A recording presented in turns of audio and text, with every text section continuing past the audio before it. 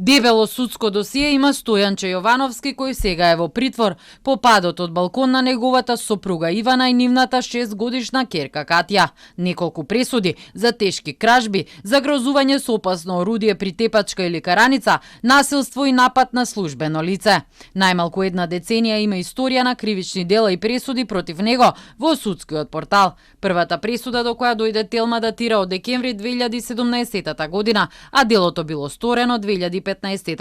Осуден е во отсуство на затвор од 2,5 години. Провалил во студио за тетовирање заедно со уште едно дете и украле предмети, вредни речиси 4800 евра. Во меѓувреме неколку месеци подоцна во март 2018 година повторно во отсуство е осуден на 2 години затвор за кражба на велосипед. Откако Јовановски се појавил и барал повторување на постапките за двете пресуди за да му се суди во присуство, признал вина и добил условни казни. Во 2019 година пак му се судело дека во градски парк со нож се обидел да повреди момче со кој имал нарушени односи. Добил условна осуда со утврдена казна затвор од 3 месеци, која нема да се изврши доколку во рок од 2 години не стори ново кривично дело. Тогаш не бил во брак и со сега починатата Ивана го очекувала раѓањето на нивното дете.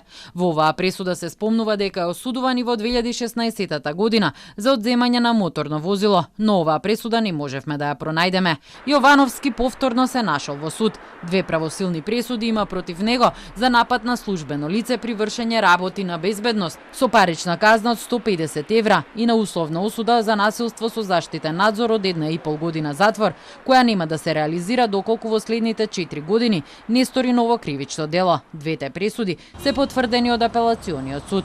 Од судот потврдуваат дека во важечката евиденција се само овие 2 правосилни пресуди за напад на службено лице и за насилство. Останатите се избришани од евиденција, бидејќи имало законски основ за тоа.